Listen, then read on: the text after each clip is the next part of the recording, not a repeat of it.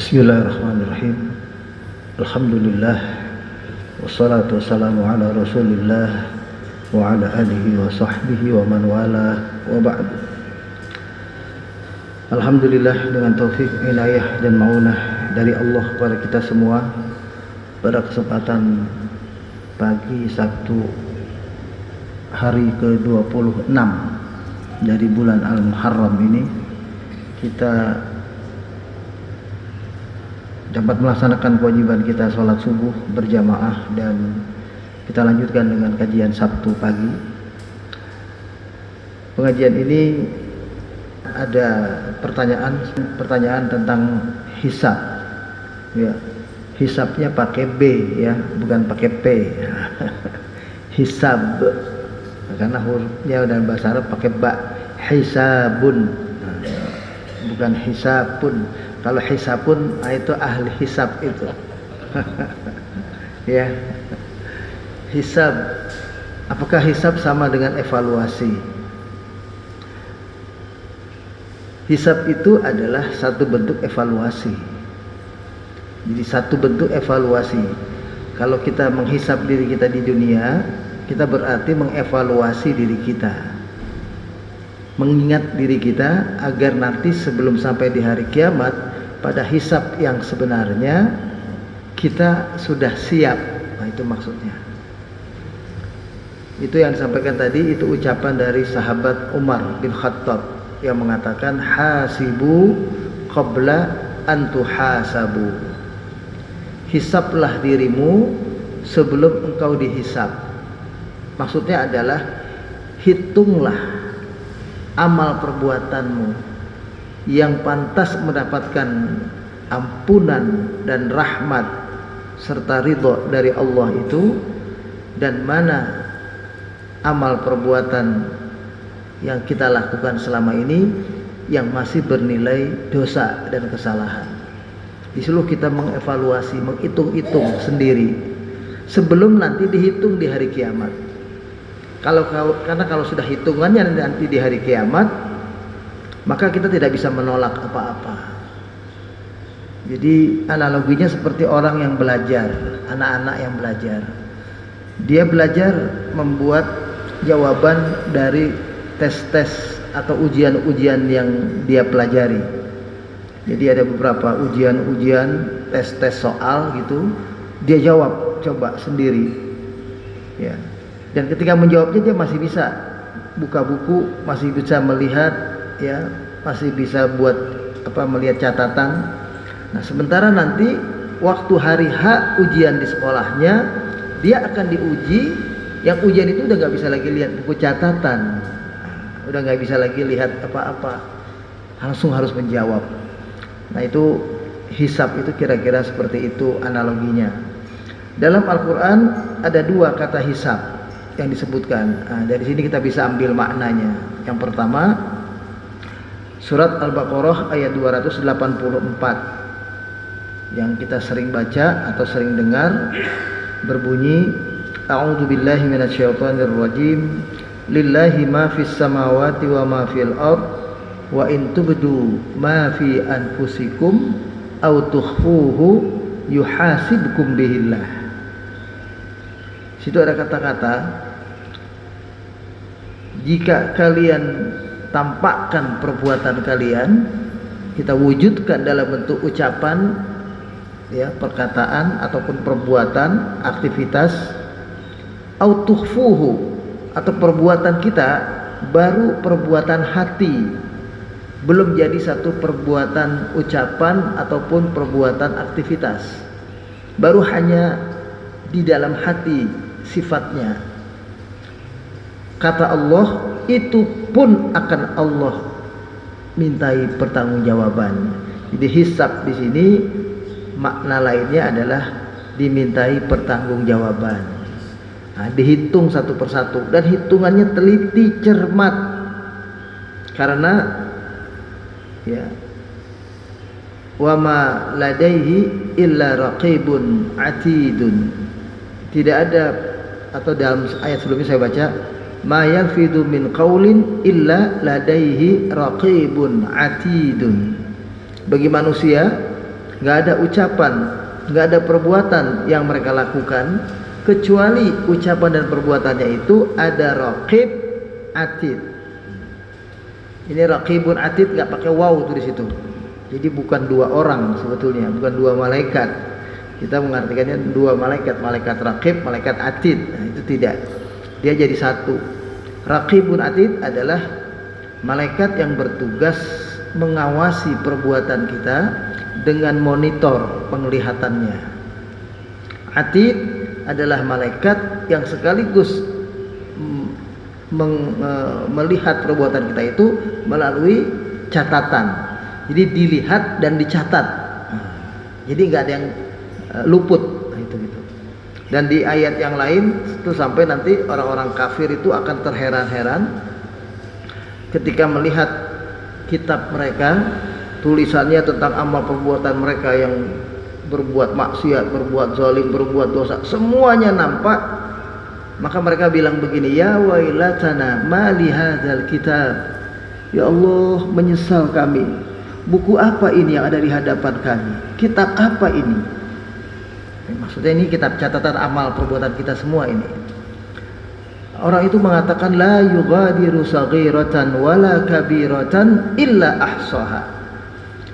Tidak ada yang tercatat dalam kitab itu, baik amal perbuatanku yang besar maupun amal perbuatanku yang kecil, semuanya tertera, tercantum, tercatat lengkap dalam kitab itu.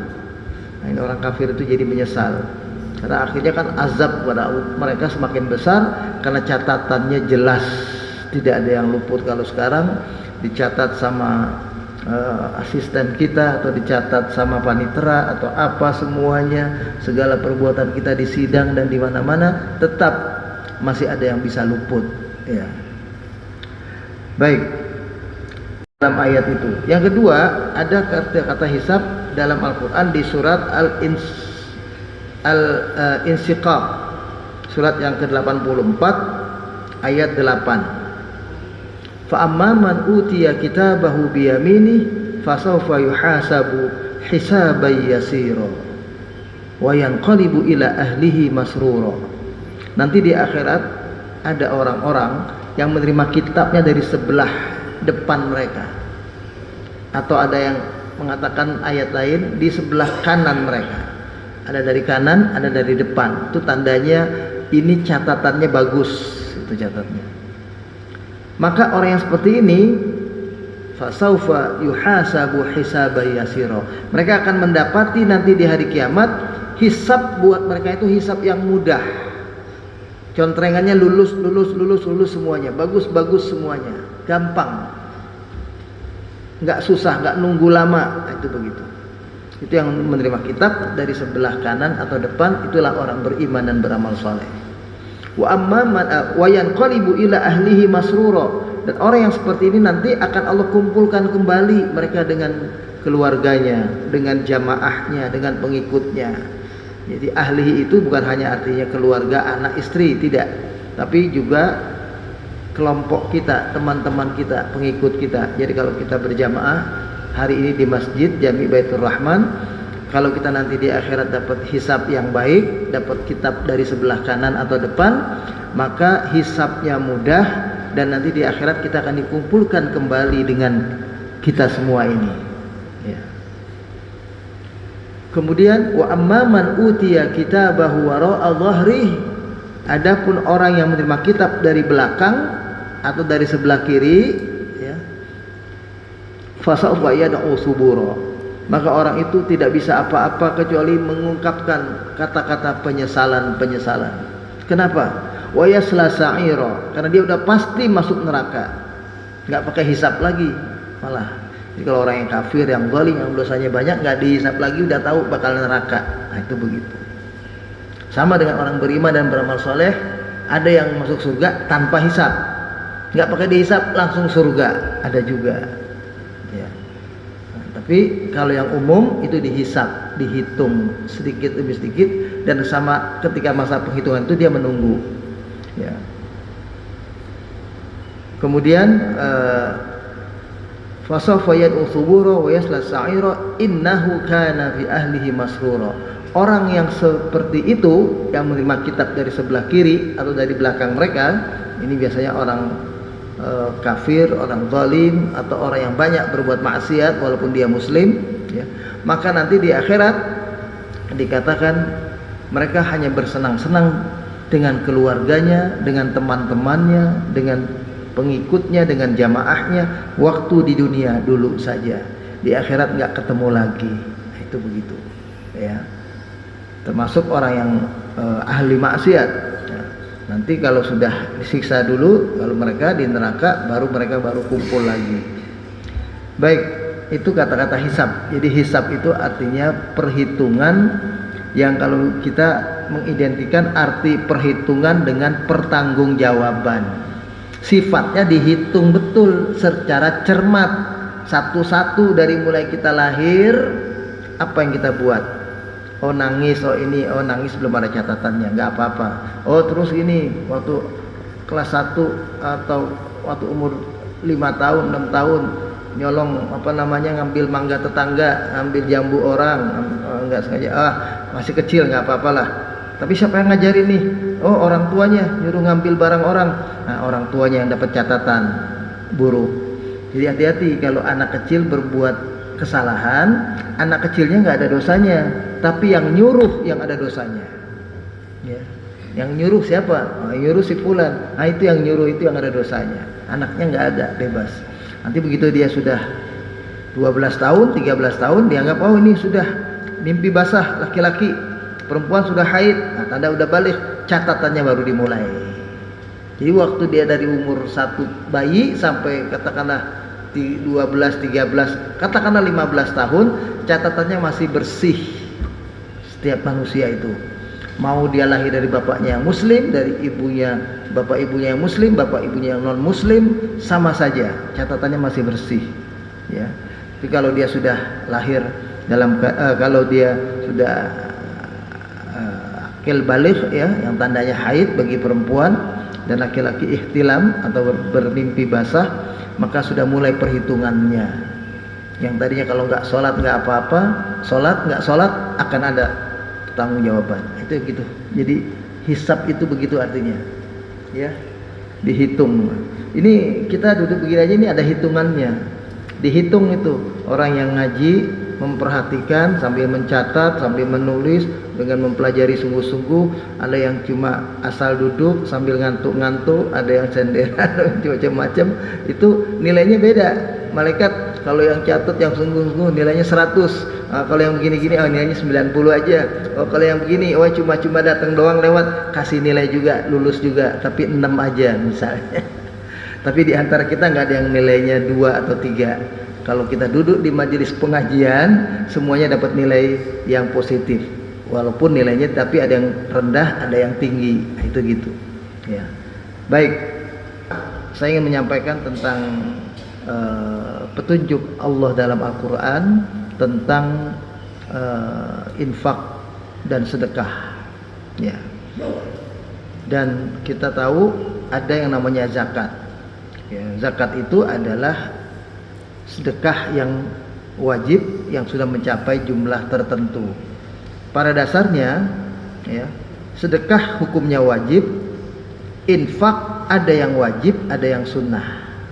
Tapi kalau sedekah semuanya wajib pada dasarnya. Dan sedekah itu diambil dari kata-kata shadaqah yasduqu, as-shadaqatu atau shadaqatan, itu artinya adalah asalnya membenarkan. Jadi perbuatan kita ketika bersedekah, kita sedang membenarkan apa yang Allah turunkan dalam Al-Quran dan apa yang diperintahkan atau dianjurkan oleh Nabi kita Muhammad Sallallahu Alaihi Wasallam. Itu bersedekah. Sedekah pengertiannya lebih luas, lebih umum daripada infak kalau bukan terkait soal harta. Karena sedekah bisa berarti amalan lain di luar harta, ya. Seperti kata Nabi, la tahqirana bil ma'rufi syai'an walau antalqa akhaka biwajhin taliq. Jangan pernah memandang remeh satu perbuatan baik walaupun dia kecil atau sederhana. Meskipun contohnya adalah kalian cuma ketemu pandang dengan saudaramu, kalian senyum. Kita kayak lagi jalan, ketemu pandang sama orang, senyum. Itu sudah bernilai ibadah. Dan dalam hadis yang lain dikatakan tabassumuka li akhika shadaqah. Bertemu pandang dengan wajahmu, dengan temanmu dalam melihat wajah mereka, kita senyum, itu sudah sedekah. Itu sedekah dalam arti yang luas. Tapi dalam konteks harta, arti infak lebih luas dari sedekah.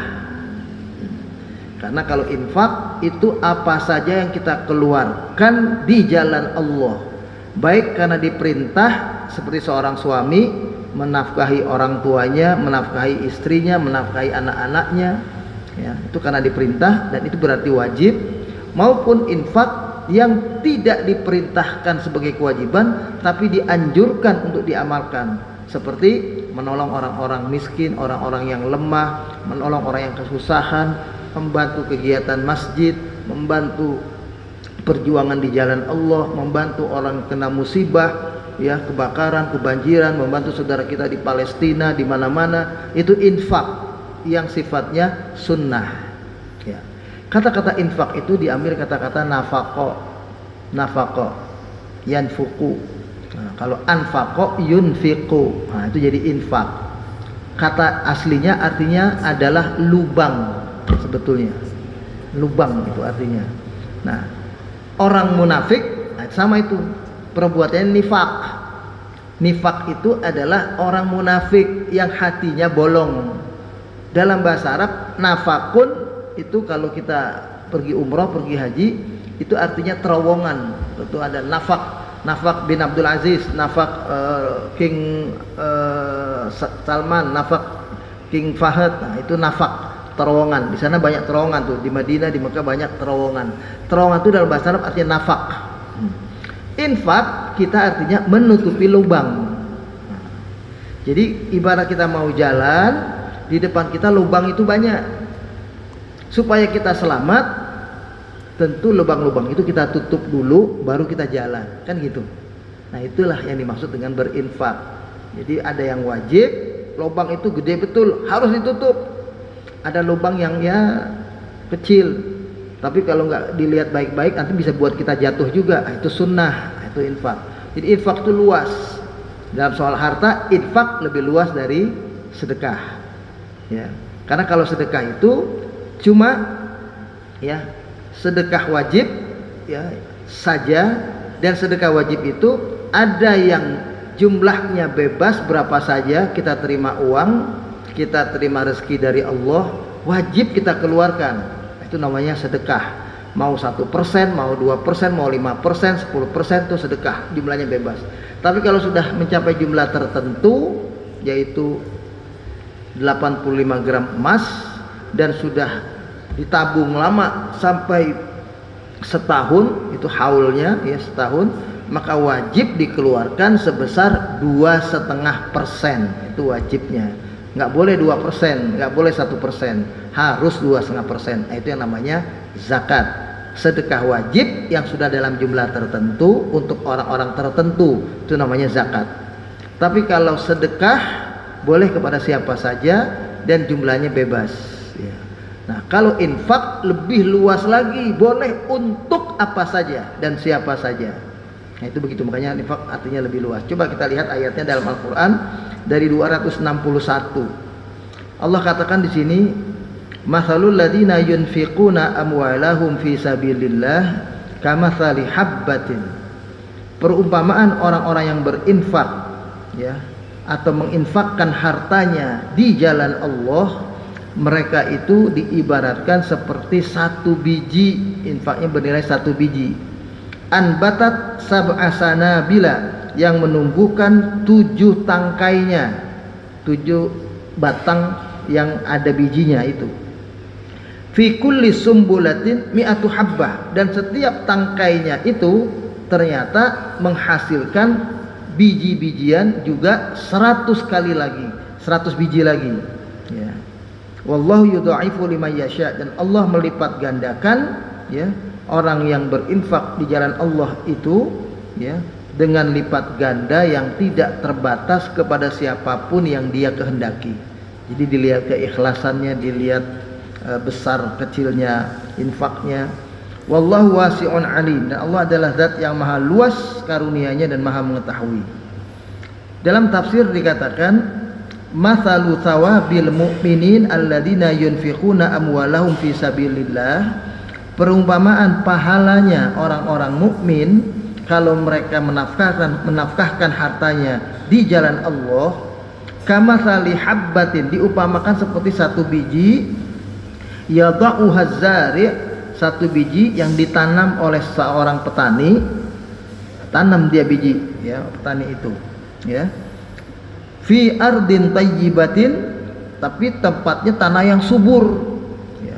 Karena subur, fatan butu sab'a sanabila, tiba-tiba dengan satu biji tumbuh 7 tangkai, langsung 7 pohon gitu, langsung 7 batang yang besar, yang dimaksud itu batang-batang itu langsung 7. Fi kulli sumbulatin, pada setiap batang itu kemudian minha mi'atu habbatin, dari setiap batang-batang itu menghasilkan 100 biji lagi. Nah, ini bisa ditanam lagi. Nah, itulah saking banyaknya apa yang Allah lipat gandakan dalam amal orang berinfak. Wa liman yasha min ibadihi, Allah melipat gandakan pahala, ya, orang yang berinfak itu dengan memilih siapa saja di antara hamba-hambanya. Jadi orang yang Allah pilih saja yang dilipat gandakan pahalanya. Fayutihim ajrahum duna hisabin, ada yang Allah berikan kepada mereka balasan infaknya tanpa dihisap lagi. Maksudnya Allah nggak ngitung lagi 700, 1000, mau 22.000 kali, 10.000 kali, nggak akan dihitung lagi, langsung dilipat gandakan yang sebanyak-banyaknya. Ada pada orang tertentu seperti itu. Karena apa? Karena wallahu wasi'ul fadli wal ata, karena Allah zat yang maha luas karunia-Nya dan maha luas pemberiannya. Alimun biman yastahiqqul mudha'afa, dan Allah yang maha tahu kepada siapa yang pantas dilipat gandakan nilainya. Ada orang yang udahlah, buat dia beramal satu dapatnya satu aja, karena ketahuan orangnya cuma begini-begini misalnya. Orang ini orang yang baik, yang waktu berinfak berjuang sampai berusaha cari uang, kerja keras supaya bisa berinfak, supaya bisa sedekah. Nah, orang ini kasih yang lebih banyak misalnya. Kemudian di ayat berikutnya diterangkan kalau berinfak ada pedomannya begini. Alladzina yunfiquna amwalahum fi sabilillah thumma la yutbi'una ma anfaqu mannan wala adan. Orang yang dilipat gandakan infaknya oleh Allah itu, nilainya, pahalanya dilipat gandakan, adalah mereka-mereka yang berinfak di jalan Allah, yang infaknya tidak diikuti dengan menyebut-nyebut dan menyakiti si penerima. Jadi kita nolong orang nggak nyebut-nyebut di depan temennya yang lain, tuh si Atu tuh bisa buka warung, bisa buka itu saya yang bantu itu, kemarin saya yang kasih modal itu, saya kasih itu. Sudah cerita, ketemu lagi teman, lagi ngumpul lagi, ngomongin si Fulan, oh si Fulan itu saya yang bantu itu, si Fulan itu saya yang bantu, sampai kedengaran si Fulan sakit hati, nggak enak, ya, mau ngembaliin tapi memang belum berhasil, menyakiti si penerima. Nah, ini nggak dapat apa-apa. Jadi orang yang berinfak itu, yang berinfak maupun bersedekah, jadi kalau dalam konteks harta, kalau disebut dalam ayat Quran itu infak, maka pengertian adalah infak dan sedekah, ya. Karena dalam konteks harta, infak itu lebih luas dari sedekah. Tapi kalau disebut sedekah dalam arti luas, nah itu baru sedekah itu termasuk senyuman, termasuk yang lain-lain. Baik. Lahum ajruhum inda rabbihim, bagi mereka yang berinfak seperti itu, tidak mengiringinya dengan banyak menyebut-nyebut dan tidak mengiringinya dengan menyakiti si penerima, ya, nggak pakai nih saya kasih, ya, tapi itu besok jangan jual ya, itunya ke saya aja, ada tekanan-tekanan, besok itu sisain ya, kalau beli barang 10, 2 kasih saya, nah, misalnya ini saya bantu, ada tekanan-tekanan, ada ya katakanlah hal-hal menyakiti. Kalau itu yang terjadi, ya maka tidak dapat apa-apa. Bagi mereka yang tidak melakukan hal yang serupa itu, maka bagi mereka pahala, dan di dunianya mereka tidak pernah ada lagi rasa takut, hidupnya itu tenang, tidak punya rasa sedih, nggak sering gundah gulana, nggak sering mikir yang susah-susah, tenang hidupnya karena dia sering berinfak, menolong orang tanpa menyakiti orang itu dan tanpa menyebut-nyebut. Karena ayat berikutnya nih 263, qaulun ma'rufun wa maghfiratun khairun min shadaqatin yatba'uha ada, kata Allah. Ucapan yang baik, ngomong aja, cuma ngasih nasihat, tapi nggak suka bantu, nggak suka kasih sedekah, nggak suka kasih infak, ya. Maka ucapan itu lebih baik daripada kita berinfak tapi nyebut-nyebut melulu, nyakitin si penerima. Kalau itu yang terjadi, lebih baik berucap saja, perkataan saja. Jadi selama ini kita mengenal yang namanya ucapan tidak lebih baik dari perbuatan, karena perbuatan itu menunjukkan orang itu melakukan aktivitas. Perbuatan lebih baik dari ucapan, ya. Tapi ada ucapan yang lebih baik dari perbuatan, yaitu ini konteksnya, yaitu orang yang berinfak berarti melakukan suatu perbuatan tapi menyakiti si penerima, maka bagi orang itu sebenarnya lebih baik udah ucapannya saja daripada dia berinfak. Tapi ucapan yang baik, qaulun ma'rufun, kata-kata yang berisi nasihat, kata-kata yang berisi saling mengingatkan misalnya, yang berisi teguran yang baik. Nah, itu lebih baik daripada berbuat. Jadi jangan dikira ya orang yang rajin menyumbang miliaran sekalipun, bikin masjid gede-gede sekalipun, itu pasti lebih baik daripada orang yang cuma ngomong doang. Belum tentu. Kalau dia ngomong doang tapi ngomongnya yang baik-baik, nggak ada bohongnya, nggak ada fitnahnya, nggak ada menyakiti orang lain, masih lebih baik daripada orang yang berinfak tapi infaknya menyakiti si penerima. Wallahu ghaniyyun halim. Kenapa? Karena Allah Maha Kaya. Ya. Jadi dikatakan dalam tafsir ini, alladzina yabduluna amwalahum ya fi ta'atillahi wa mardatihi thumma la yutbi'una badalahum bima yubtilu thawabahu minal manni 'alan nasi bil qawli aw fi'li lahum thawabuhum 'inda rabbihim wala khaufun 'alaihim fima yastaqbilunahu wala hum yahzanuna 'ala ma madha li'azami na'imihim. Orang-orang yang berkorban menafkahkan hartanya semata-mata untuk taat kepada Allah, semata-mata mengharapkan ridho dari Allah dan tidak mengiringi apa yang dia sudah keluarkan itu dengan menyakiti si penerima, orang yang menerima bantuan, baik menyakiti dengan ucapan maupun menyakiti dengan perbuatan, dia enggak iringi dengan itu, maka bagi mereka pahala yang besar dari sisi Allah dan kehidupan sehari-harinya jauh dari rasa takut, ya, enggak jadi orang yang pengecut dan dia tidak pernah terlalu sedih yang berlebihan, orangnya tenang. Itu jadinya begitu maksudnya, ya. Kenapa? Karena Allah sudah karuniakan kepada dia nikmat hidup di dunia sebagai balasan infaknya sebelum dia mendapatkan balasan nanti di akhiratnya. Lebih jelas lagi di ayat 264. Ini dalam bentuk peringatan. Kalau tadi baru dalam bentuk anjuran, keterangan bahwa berinfak itu sebaiknya begini-begini. Nah, di ayat yang 264 peringatan, begini bunyinya. Alladzina amanu, wahai orang-orang yang beriman, la tubtilu shadaqatikum bil manni wal adha.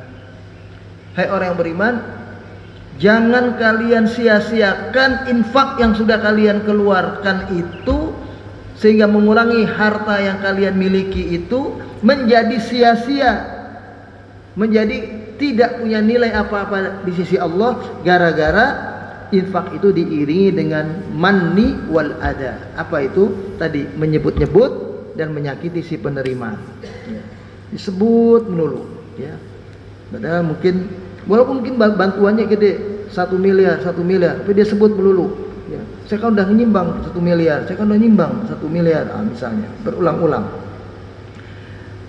Ini perbuatan ini adalah perbuatan yang buruk, diumpamakan seperti kalladzi yunfiqu malahu ria'an nas, seperti infaknya orang-orang munafik yang karena pengen kesohor, ria, pamer, karena ingin pamer, karena ingin kesohor. Itu infaknya orang-orang yang tadi itu diibaratkan mirip dengan infaknya orang-orang munafik dulu di zaman Nabi. Itu kalau nyumbang gede, tapi biar pengen ketahuan dia adalah orang yang dermawan, orang yang paling baik, tujuannya jadi pamer, buat kesohor.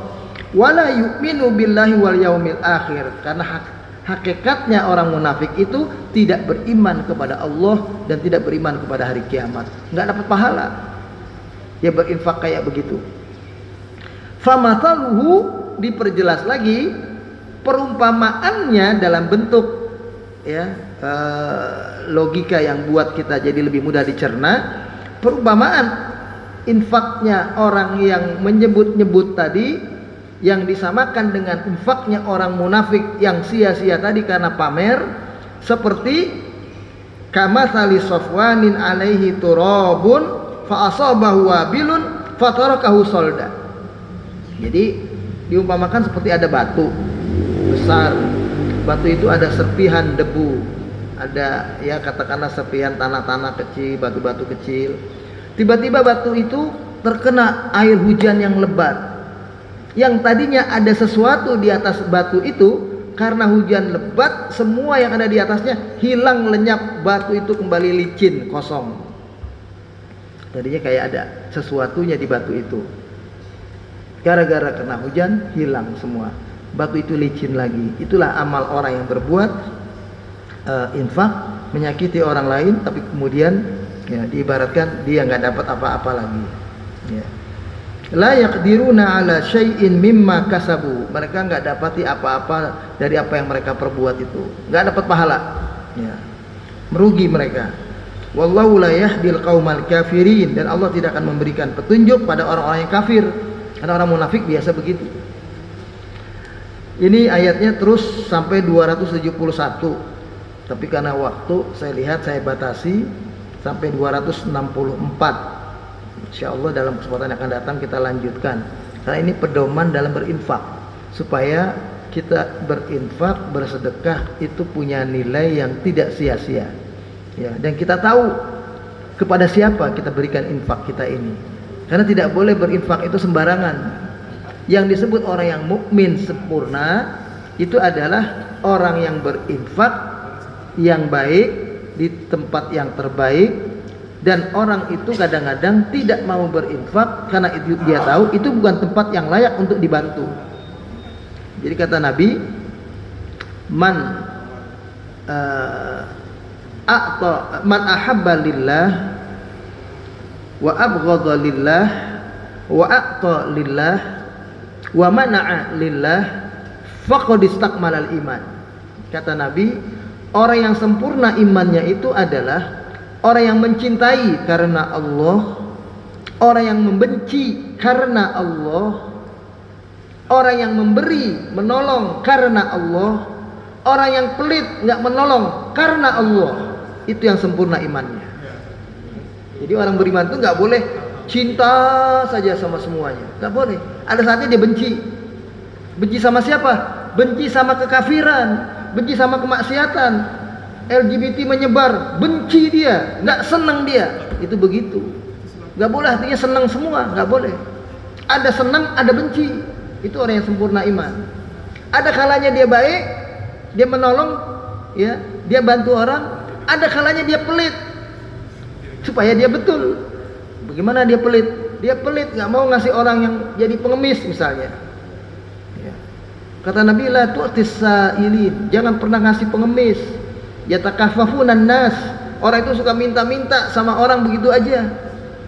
Yang kalau dia kumpulin duitnya bisa lebih banyak daripada orang yang kerja. Orang kerja keras, ngumpulin duit, hasilnya mungkin cuma 50.000 dalam sehari. Dia mengemis di terminal, di mana jalan-jalan keliling, yang dikumpulin bisa 200.000 sehari. Zalim nggak itu kehidupan seperti itu? Kan zalim jadinya. Lebih baik jangan dikasih orang itu. Yang dikasih orang yang kerja, penghasilannya pas-pasan, kita tambahin dia. Jadi lebih baik kita infak orang yang nggak minta, tapi kita tahu dia pas-pasan, udah kasih aja, kasih. Bukan yang ngemis. Yang ngemis Nabi suruh jangan kasih. Itu hati-hati, karena kita suka lupa. Ada umis, kita nggak tega ngelihatnya. Hati-hati. Kalau kita ingin dapat pahala, menolong orang itu bukan karena melihat orang itu, tapi karena Allah memerintahkan kita menolong orang yang membutuhkan. Sebabnya karena diperintah. Kalau Allah nggak perintah, saya pegang aja sendiri duit, nggak kemana-mana. Karena diperintah Allah bagi, kita bagi. Nah, itu begitu pengertiannya. Berbagi itu karena diperintah atau dianjurkan. Saya kira itulah barangkali sementara ya, para jemaah sekalian, taufik kepada kita semua. Kita tutup dengan sama-sama dengan doa Al-Fatihah. A'udzubillahi minasyaitonirrajim. Bismillahirrahmanirrahim. Alhamdulillahirabbil alamin arrahmanir rahim maliki yaumiddin. Iyyaka na'budu wa iyyaka nasta'in. Ihdinas siratal mustaqim. Shiratal ladzina an'amta 'alaihim ghairil maghdubi 'alaihim waladdallin. Amin amin ya rabb, lakal hamdu wa lakas syukru. Allahumma ij'alna mimman utiya kitabahu bi yamini fasawfa yuhasabu hisaban yasira wa yanqalibu ila ahlihi masrura wa la taj'alna mimman utiya kitabahu wara'a dhahri wa yad'u thubura fasawfa yad'u thubura wa yasla sa'ira innahu kana fi ahlihi masrura. Ya Allah Rabb Tuhan kami, jadikanlah kami termasuk di antara hamba-hambamu yang nanti menerima kitabnya dari sebelah kanan atau depan mereka, kitab amal-amal mereka, yang berarti akan memudahkan penghisaban kami, dan Kau akan kumpulkan kami kembali dengan keluarga-keluarga kami yang kami cintai dalam keadaan berbahagia, senang ketika nanti berkumpul di akhirat-Mu ya Allah. Dan jangan Kau jadikan kami menerima kitab dari sebelah belakang kami atau kiri kami, yang berarti Kau pastikan kami akan mendapatkan azab-Mu, dan kami akan sibuk dengan menahan diri dari azab-Mu ya Allah. Janganlah Engkau jadikan kami hanya termasuk mereka yang bahagia, senang dengan keluarganya hanya ketika di dunia saja. Rabbana atina fid dunya hasanah wa fil akhirati hasanah wa qina adzabannar. Wa sallallahu ala sayyidina Muhammad wa ala alihi wa sahbihi wa sallama tasliman katsira. Walhamdulillahi rabbil alamin. Wallahu waliyat taufiq. Wassalamu alaikum warahmatullahi wabarakatuh.